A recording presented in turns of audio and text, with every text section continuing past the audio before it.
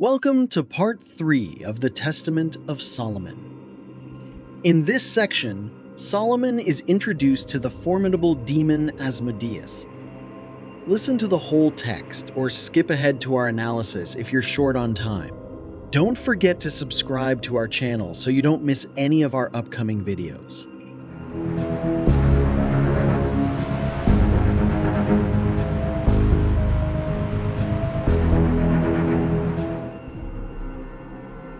Once Solomon had bound the she-demon Onoskelis, he then bade another demon to be led unto him, and instantly there approached him an intimidating spirit.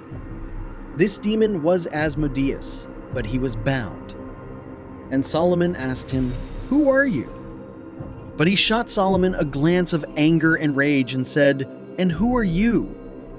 And Solomon said to him, "Is this how you answer me, even though you are bound?" But the demon, with rage, said to Solomon, "But how shall I answer you? For you are the son of a man, whereas I was born from an angel's seed by a daughter of man. No word of our heavenly kind addressed to you, the earthborn, can be too offensive and arrogant. And look, my star is bright in heaven. Some men call it the wain, and some the dragon's child. I keep near this star, so do not ask me many things. For your kingdom also after a little time is to be disrupted, and your glory is but for a season. And short will be your tyranny over us. And then we shall again have free range over mankind, so that they shall revere us as if we were gods, not knowing, foolish men that they are, the names of the angels set over us." Solomon, on hearing this, bound him more carefully and ordered him to be flogged with thongs of ox hide, and to tell him humbly what his name was and what his business. And he answered Solomon thus, "I am called Asmodeus among mortals, and my business is to plot against the newly wedded, so that they may not know one another.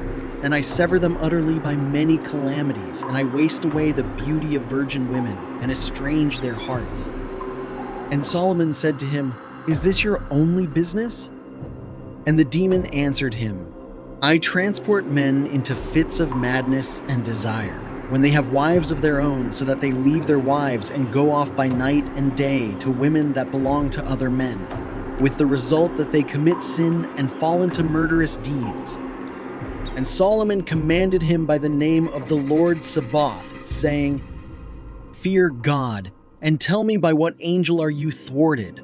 The demon then said, "By Raphael, the archangel that stands before the throne of God. But the liver and gall of a fish put me to flight when smoked over ashes of the tamarisk." Solomon again asked him and said, "Hide nothing from me. For I am Solomon, son of David, king of Israel. Tell me the name of the fish that can defeat you." And he answered, "It is the glanos by name, and is found in the rivers of Assyria. And it's because of this that I roam about in those parts." And Solomon said to him, "Is there nothing else that you are hiding, Asmodeus?" And he answered, "The power of God, which has bound me with the indissoluble bonds of your seal, knows that whatever I have told you is true.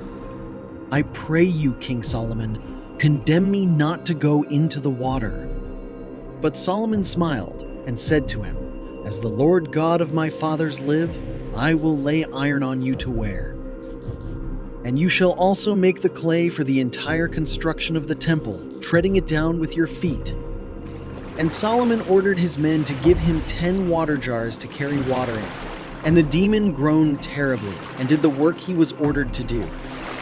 And this Solomon did because that fierce demon Asmodeus was so strong and knew even the future.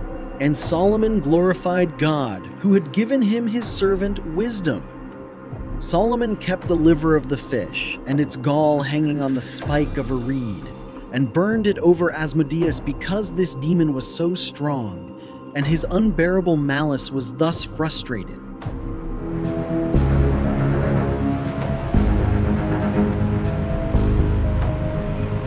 Part 3 of the Testament of Solomon introduces the powerful demon Asmodeus. Asmodeus is first mentioned in the deuterocanonical book of Tobit, which is part of the Old Testament in the Catholic and Eastern Orthodox Bibles, but is considered apocryphal in the Jewish and Protestant traditions.